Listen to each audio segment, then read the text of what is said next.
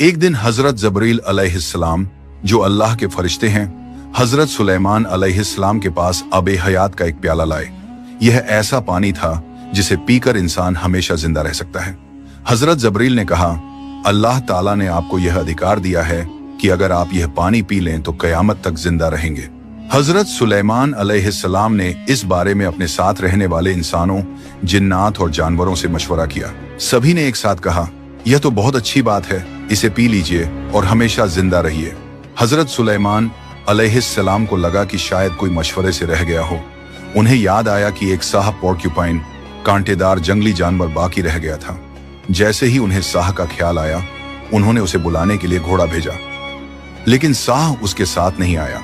तब हजरत सुलेमान ने एक कुत्ता भेजा तो साह उसके साथ चलाया।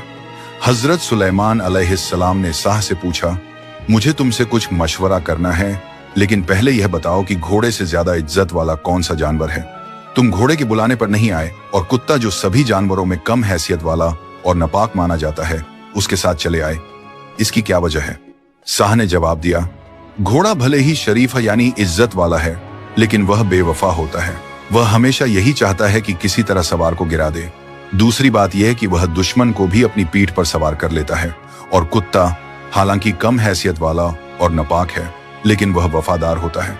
अगर कोई उसे एक बार भी खिलाए तो वह सारी जिंदगी इसका एहसान नहीं भूलता। तब हजरत सुलेमान अलैहिस्सलाम ने कहा, मेरे पास अब हयात का एक प्याला भेजा गया है और मुझे इसे पीने या न पीने का अधिकार है। सभी ने मुझे इसे पीने का मशवरा दिया है। भला तुम्हारी इसमें क्या राय है? मैं इसे पीऊं या वापस कर दूं? साह ने पूछा, यह आबे हयात सिर्फ आपके लिए आया है या आपके सभी घर वाले, बच्चे और दोस्त भी इसे पिएं? हजरत सुलेमान अलैहिस्सलाम ने फरमाया, यह सिर्फ मुझे अकेले को पीने का हुक्म है।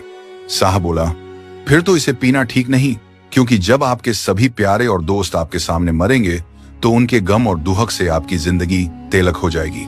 जब कोई दोस्त और प्यारा नहीं रहेगा तो ऐसी जिंदगी किस काम की? यह बात हजरत सुलेमान अलैहिस्सलाम को बहुत पसंद आई और उन्होंने वह आब हयात वापस कर दिया।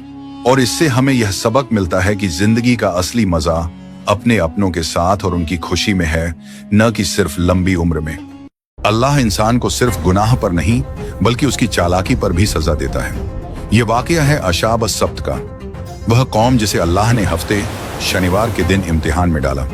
उन्हें अल्लाह का हुक्म था कि हफ्ते के दिन मछली का शिकार नहीं करना, लेकिन हफ्ते के दिन ही समुंदर मछलियों से भर जाता था। इतनी ज्यादा मछलियां जैसे हाथ बढ़ाओ और पकड़ लो। ये सिर्फ रिस्क नहीं था बल्कि एक इम्तिहान था। कुछ लोगों ने सब्र किया, मगर कुछ लोग लालची निकल आए। उन्होंने एक तरकीब सोची। इस्लाम की जबान में इसे हीला कहते हैं, यानी हुक्म को सीधे तोड़े बिना चालाकी से उसकी रूह को खत्म कर देना। उन्होंने जुमे के दिन जाल बिछा दिए ताकि हफ्ते के दिन मछलियां खुद ब खुद फंस जाएं और इतवार को जाकर जाल उठा लें। जबान से कहा, हमने हफ्ते के दिन शिकार नहीं किया, मगर नियत से अल्लाह के हुक्म का मजाक बना दिया।